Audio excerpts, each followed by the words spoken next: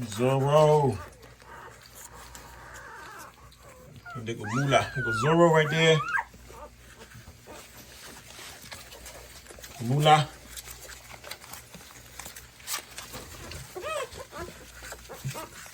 We ain't named her yet. Platinum.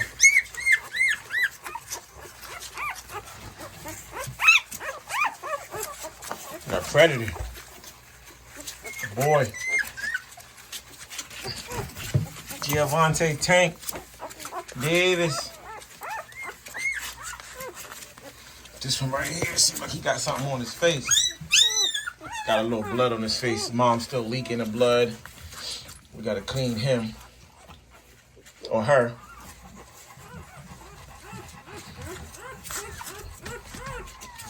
Just a bunch of girls, and we got another platinum girl.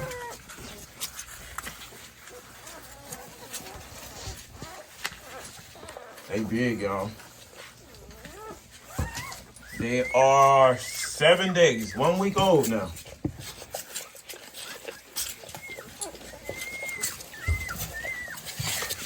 Big Papa, y'all. Big Papa right there. Big Papa.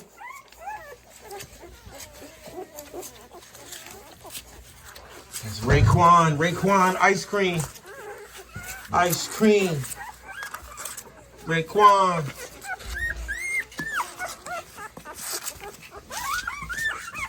Wesley Snipes.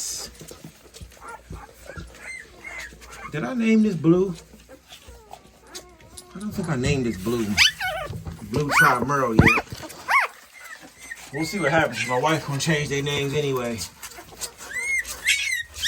Blue Tribe Merle.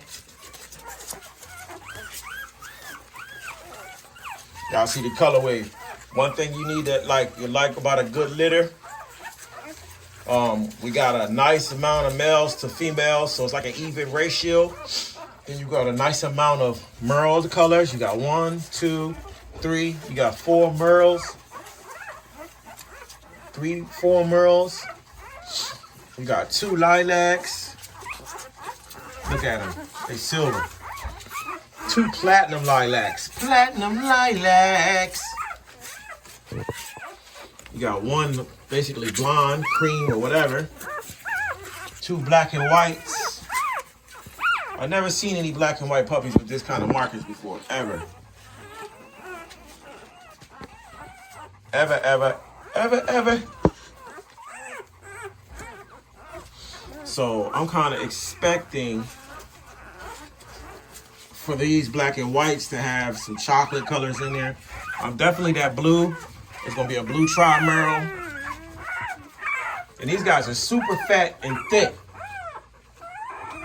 And as you can see, the mother's milk got bowl of food got some milk in it. That is some baby formula milk. We had 2 bottles of baby formula, so these guys are actually on baby formula, but not like a lot of it. It just goes into their mother. As you can see, she ain't lost a pound. She's just chilling. She's happy.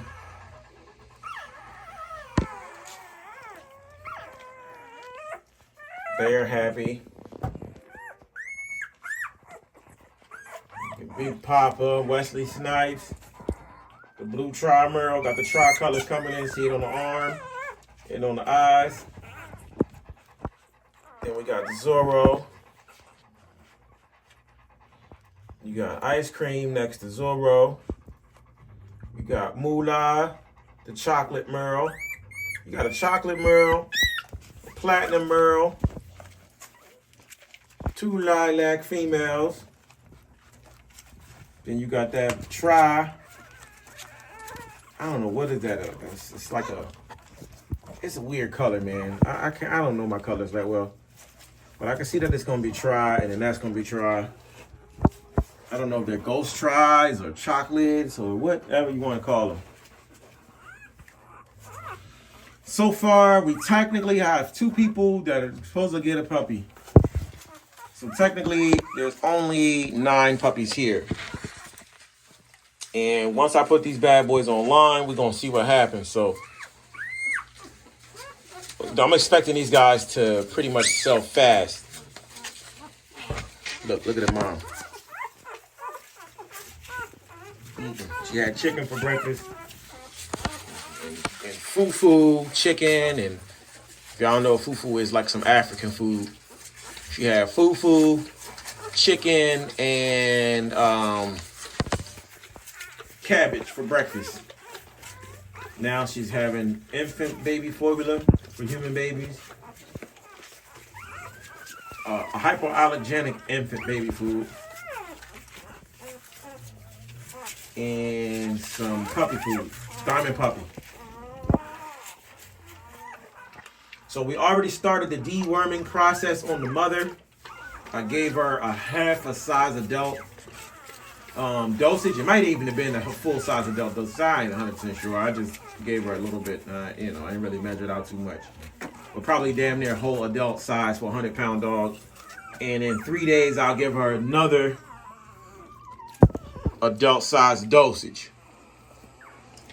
And then I'll start these guys off when I'm supposed to at about, I believe it's either 2 or 3 weeks. I think it's 2 weeks. So they can't be started off until 3 weeks. So in 3 weeks, I'm going to hit these guys off. And we're going to do a really intense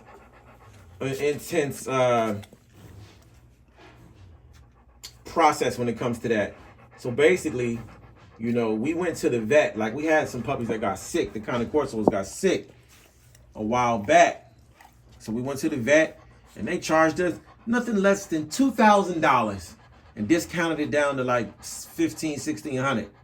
And all we got out of that was information. They absolutely did nothing for the dogs whatsoever. They didn't do anything. They just sneakily did what vets do.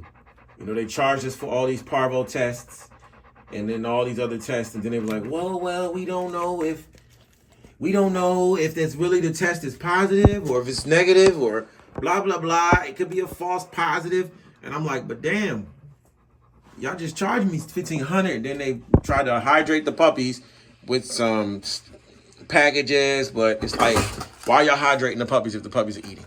So basically, the vet charged the brakes out of me and was trying to work me, to the point where they could try to work me for $6,000 a dog, which would have put me in debt about $30,000. And it was a long shot, but they had to try it. I'm a vet. Let me try to get $30,000 out these guys. Hey, it's worth a try. Maybe they don't have 30. Maybe they got 6,000. And that's literally what the vet did. But what the vet didn't know is I'm a smart son of a bitch. So I learned a lot about the vet that day. I soaked up a nice amount of knowledge. And we kind of went back and forth and shared ideas in a way. Not really sharing ideas because obviously the vet is going to always think that they're smarter than you. And in reality, yeah, they are. But the vet has no idea that dealing with this amount of dogs and puppies, you got to be your own vet. You got to be your own vet. You know what I'm saying? And you got to be smart. Because come on, if I'd have paid $6,000 a dog, then kind of find out none of the dogs had parvo, and then they made me take a test and couldn't verify if their tests were 100%. Made no damn sense. But back to the lecture at hand. So what I learned in a nutshell is about worms. Worms. So basically, when you get worm treatment, it says start at 2 weeks old. By the time you start that worm treatment, the worms have multiplied. Let's put it like this. They say the worms lay eggs every 3 to 4 days. Or let's say every 3 days. So if you wait 3 weeks, that means the worms have multiplied 4 times. So if the dog had 100 worms, in 4 days, it's got 20,000 worms because, those worms multiply exponentially or whatever. because it's an equation. I ain't, if I knew the equation, let's just say I probably wouldn't be breeding no damn dogs. I'd be somewhere fucking directing some rockets or some shit. You know what I mean? But to put it in simple man's forms, it exponentially multiplies. What does that mean? It's not just the 300 times the 4 days. It's the 300 times 4 days times 10. So you might as well say like 40,000 worms. Then those 40,000 worms have babies, and then their babies have babies, while the other 40,000 have babies. Put it in a short, smart term is, basically, if you wait 2 weeks to start deworming these dogs, the battle's already lost. Your dogs are full of worms. Loaded. Now you got to ask yourself, why is the medicine telling you to wait?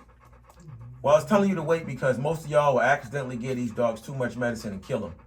And like a dog like these Merles will be more sensitive to medications than a regular dog.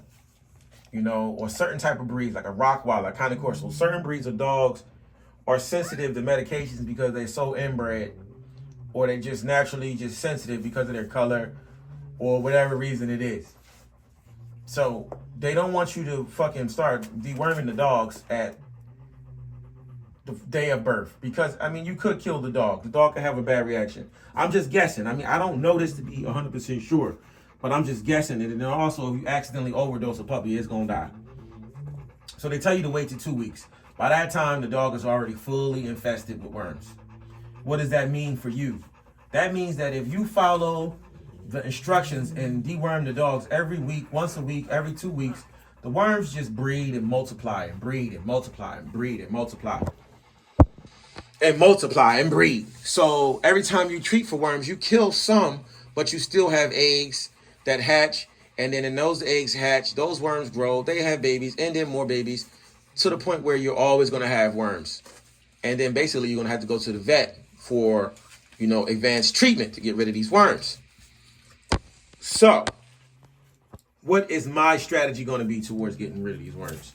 All right, we're going to go with a two-pronged strategy. One, we've already look at that try marking. That could be try, or that could just be some fluid that doesn't leak on that puppy from the mama. But I think it might be both. I think it's a try marking though. Our strategy is going to be a two-pronged strategy. Look at Moolah. Moolah's supposed to be going to a big time kennel, man, down south. We'll see. I'm giving all, all my folks, or all the people that I talk with on a day-to-day basis, they get first-hand pick choice. You know what I mean? It ain't about putting the money down. It's about just following through and getting your dog. So y'all get first choice, first pick of the dog. Y'all get the opportunity to come at an early date before the public even gets announced to these dogs. We're not putting these dogs on Instagram because it's just no point. Instagram is like where people go to show off and stunt. And then it's just too much. You know what I mean? Instagram, you just have all the competition looking like, damn, son. You got Merles and then you got Merles. You feel me? You got Merles that's nice colored. Then you got dogs like this that's A1 pedigree. A1 pedigree, papers, health check, all that. So these dogs are going to be females about a 110, males 125. Guaranteed. They're guaranteed to be showstoppers. They're guaranteed to be performers. They can swim. They'll be able to jump 6 feet in the air. They'll have great, genetics. As you can see, we have no runts in this litter. This was actually the runt right here, only because it was born last. But look, that's the runt. So there's no runts. There was no deaths in this litter, no stillborns in this litter, nobody choked in this litter, no C-section in this litter. A lot of people don't consider that when they get their dogs. You know what I mean? They don't consider the fact that these dogs were born naturally. No C-section. They don't see the fact that, look at the amount of these puppies in this litter. And this dog right here is 1 year old. This dog is 1. 11 healthy, strong puppies. She's able to bear them. Nobody gets squashed in here. None of that. I just put food in there And the joint need like a bathroom break a day. 1 or 2, and it really won't even go in there. Look at the size of that nipple. For milk. Look at that. That's enough to feed a human baby right there. But back to what I'm saying about the worms. So, with that being said, look at that lilac female. Come on, man. This is why I ain't even putting them on Instagram. Ripples and ripples in the nose and in the arms already. And then that's a trial. Look at them trial markings coming up on that blue trial female. So these are great starters for people that want to start their kennels, man. So let's get back into the worms, and then we'll just continue with our conversation.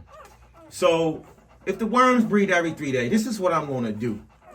I'm going to hit these puppies with worm dewormer when it's time. I'm going to wait till 2 weeks because I don't want nobody to get sick. But I'm going to hit them with the shit, and I'm going to be looking for worms. If I see a worm, I'm going to hit these puppies every 4 days with dewormer. The correct amount, and it won't be hard for me to realize who I gave it to and who I didn't give it to, because you got 2 all the same color. You know, normally I might forget who I gave it to, because you got to take them all out and give it to them, you know, or you're going to forget who you gave it to. But if I give both to 2 blacks, then I do all the merles. 1, 2, 3. Matter of fact, where's the 4? 4 merles. I can't get those guys confused. And then those 2.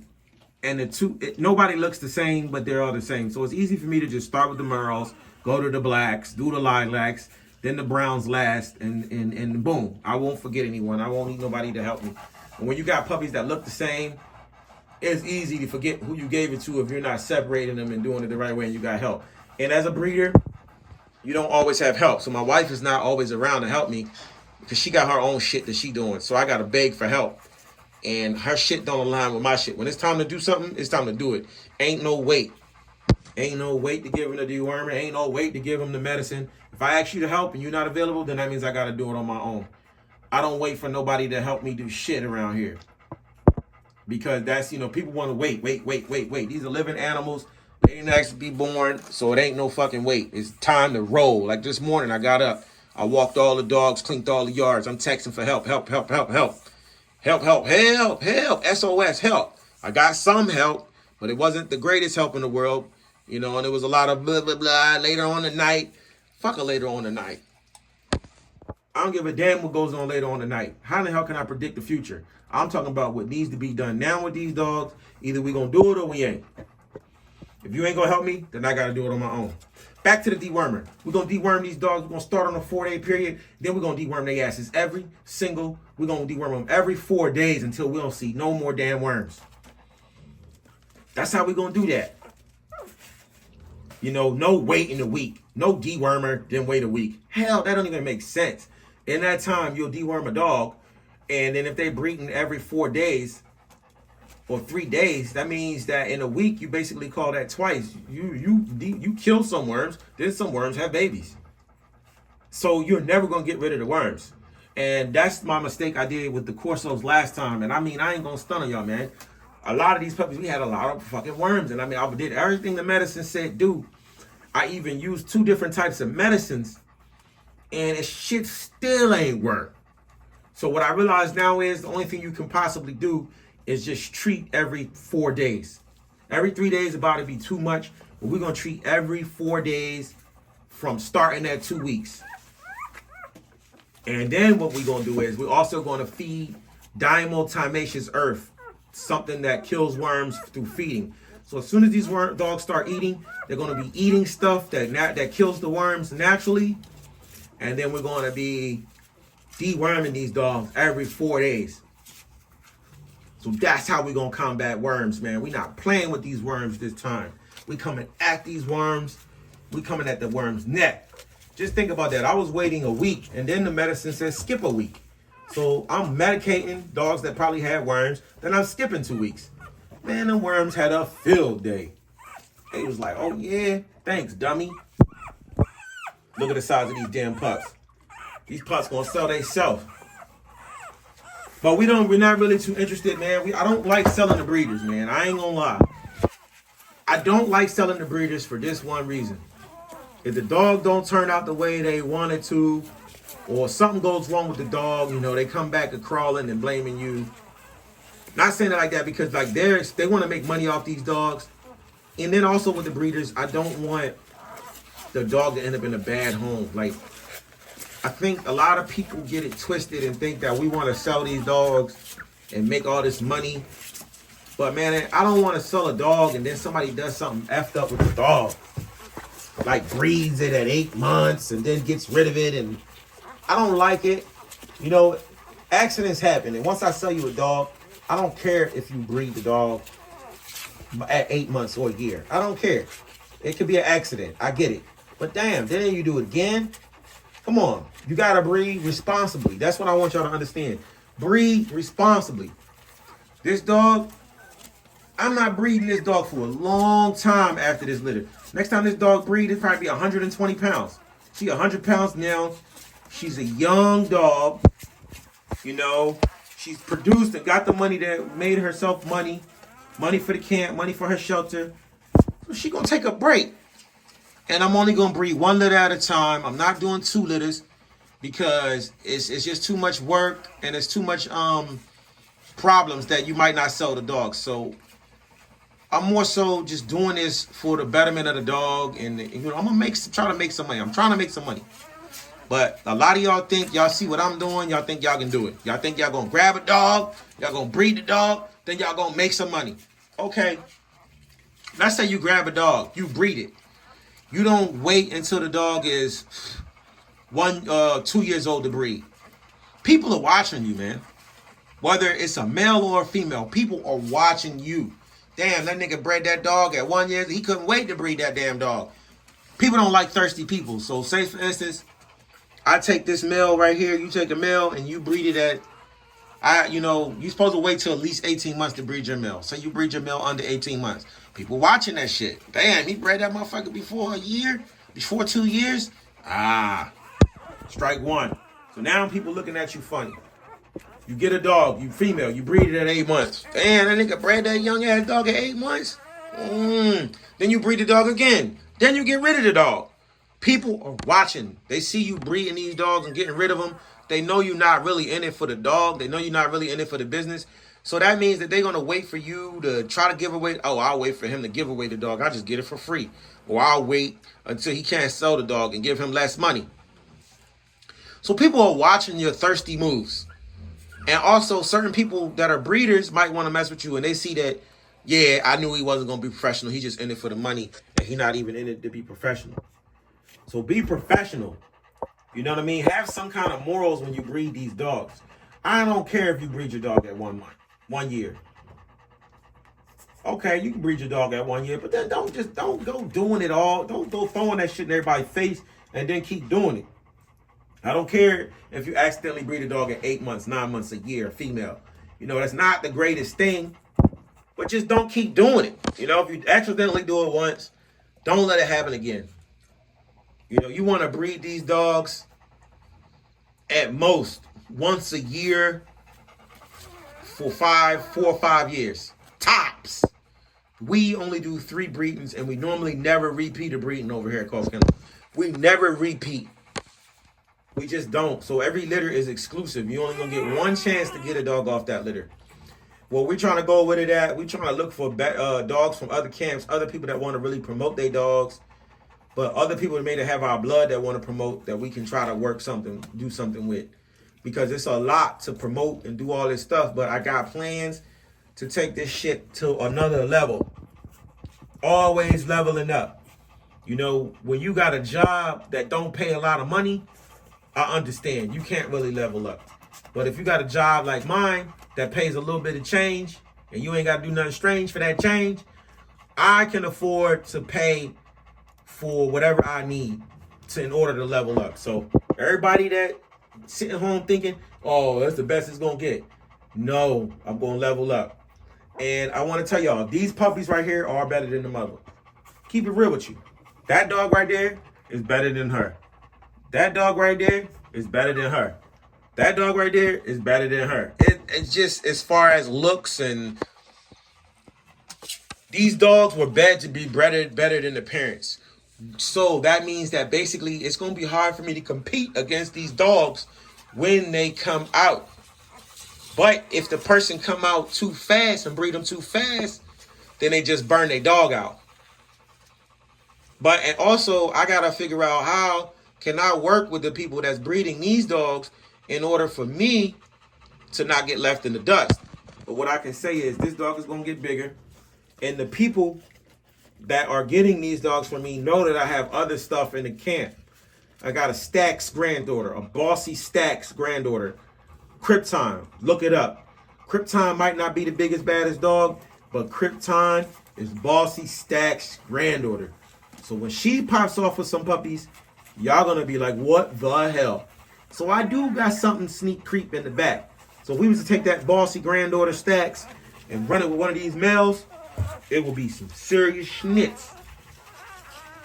Or if somebody get one of these females and run it back to Bishop, now you got more muscle and more bite.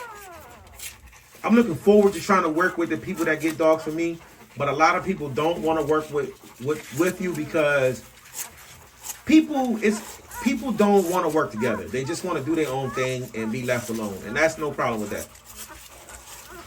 But the problem is this: if you get a dog from me and we don't work together, we working against each other. Now I gotta try to compete with you against my own blood. And vice versa. You gotta try to compete with me with one of my dogs. And basically you're gonna be starting from scratch when you could be riding on the coattail or riding on the what I done built. And then we could ride on what you're building and ride this shit out together. Think about it like this. If we have a litter of 10 puppies.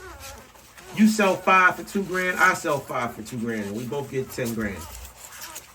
Is that hurting anybody? Or would you rather try to go up against me and sell 4 dogs for $1,500 and sit on the rest? Or vice versa, I go up against you and you know, y'all niggas just don't think. But I got a plan to keep ahead of all the game.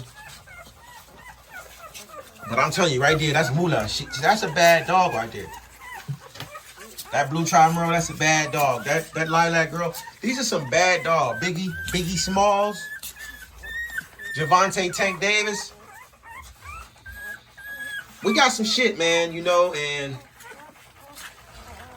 we gotta, you know, I'm always thinking about the future and thinking ahead, but I gotta think of more so just get these guys in a good home, and then I gotta figure out how can I compete. And I got some ideas on how I could compete against people that got my blood, because I mean, in reality, it's just like the guy that sold me my dogs. I produced this dog, but I didn't produce the other ones. They sold me the dogs not thinking or understanding that I would do more with the dog than they're doing with their whole camp. I'm going to do more with a dog that I get from you than you're going to do with your whole program. I'm going to blow you out the water. And that's not like no smart talk. That's just reality, yo. Because it's the spirit, you know what I'm saying? The spirit in this, man. You got a negative, bad spirit, you're not going to go nowhere. It's not karma. It's just negativity attracts negativity. When you burn people and do dirty dog deals and do deals behind people's back and cut your fucking head off, cut your hand off to spite your face or whatever the hell that means.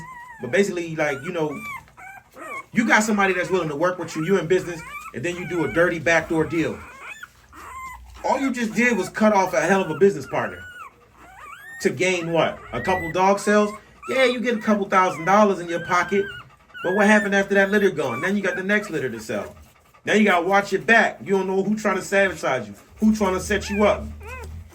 Because you're doing dirty business. And that's where I'm smarter than a lot of you people. A lot of you people are some dirty, backstabbing, negative, backdoor type people. Now you got to wait for the person that's going to backdoor you and negative you. Because it's coming right back around. You put it out there, it's coming back to you. But that's not me. I do positivity over here, you know what I'm saying? And that's why I say, when you selling these dogs, you putting your product out there. You got to have a way to work with your clients. Because you don't want to be going heads up against your own dog. And then somebody blows you out of the water. With your own damn dog. Because, I mean, come on. If I go heads up with this dog right there, I ain't going to be able to compete. Look at this clean. This is a clean old dog. Now, he's supposed to be basically staying with the camp. That's Big Papa, that cream dog. because somebody I know that I really trust and, you know, mess with is getting him. So I get access to him. He could end up a big beast out PG County. Guy right there going down south to represent. And I know the people that got him from me going to represent because I listen to them and I know they always represent where they get a dog from. And it ain't nothing wrong with that. It's a good thing to represent where you got your dog from. Why? So people know what the hell they buying. This is a DD-Canine bloodline female right here. DD-Canine. Big baller kennel. Bully Blue Giant. So look it up. You can Google DD-Canine. Google Big Baller Kennel.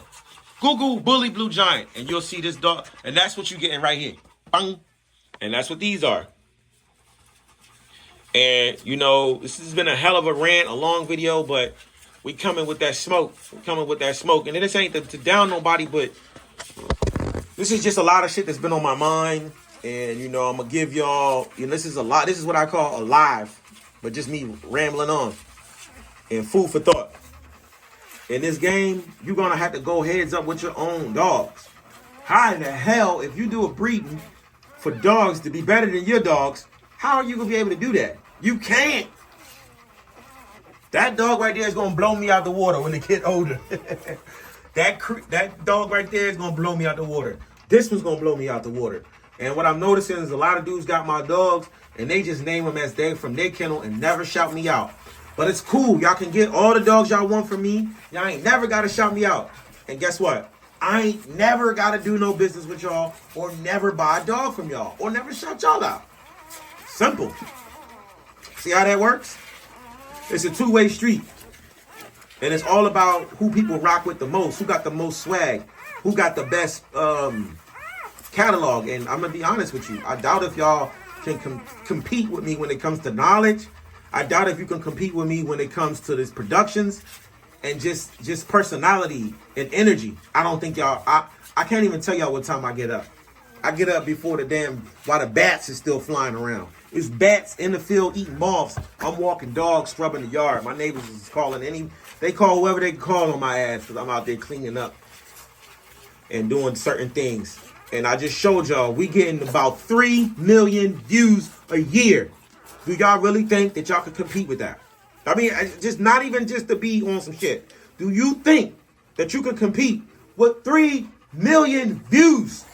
No. You cannot compete with 3 million views. You can't. You can try. You can fucking try, goddammit. You can try like a mother effer. But can you? You think you're going to be stable step to that joint right there? Hell no. These two? You think you can outproduce these? Yeah, all right. Let's see it.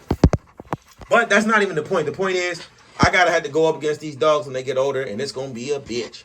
But hopefully I can work something out with the people I gotta go up against and figure out some kind of strategy. Because it ain't gonna be easy. I get a 2-year hand start, then these dudes go up. And I built a hell of a platform to where the people that got the dog from me was smart. They will post the platform that I made and point out everything that I did to show what they got. So it's less work for them. And then maybe I could get some sales out of that. That'll help me get a little bit of exposure. But when it's time for them to sell, that shit gonna be better than mine. You know what I mean? It's been a bully rant. You know what I'm saying? This has been me not being as humble as you thought I was. And for all you people that do bad business, just know, you don't gotta be a good person, and you can be negative. You can do backdoor deals. You can cut people, sell people bad dogs, and then lie about it. You can start all the beef you want.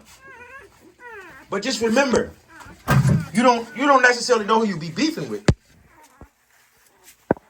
Yo, you know, when you go through life starting beefs and drama with everybody, you tend to forget all the shit you done did. Then you're at the market grabbing some motherfucking, grabbing a couple of grapes and a couple of energy drinks, and then here go the beef. Nigga you've been beefing with right there. Now you ain't really got time for all this beef, but you started the shit. Now you gotta deal with it. And You know, that's that TTG, train to go. You better be trained to go. So now, once you put that smoke and that negativity out there, it's coming back on y'all. And I'm not telling y'all this because I just want to hate or start some shit. I ain't got time for no beef. I'm just chilling. I'm just an old man in my kennel chilling. But the energy, the negative energy that people give me, I feed off of it. So y'all might think that y'all done just gave me some negative energy and I'm scared or whatever. I feed off. I'm from Philly. We feed off negativity. We eat it. That's breakfast, negative. You might not even eat that day. But as long as you got something negative to do, something disrespectful to say, somebody to squash, you know what I mean? I feed off of negativity. So, you know, just do good business, man. I don't know, this is a sidetrack, but just do good business, y'all, because it'll come back for y'all to get more money. You want to be able to go back to the people you sold the dog to. Look at it. These are 1 week old puppies, my friends. You want to be able to go back to the people you sold the dog to and brainstorm and figure out how y'all can work together. Because if not, you're going to be going up against your own dogs. And you're going to get blown out of the water. Because you can't just get rid of your dog now. You got to ride it out. Me and this dog right here, we got to ride it out.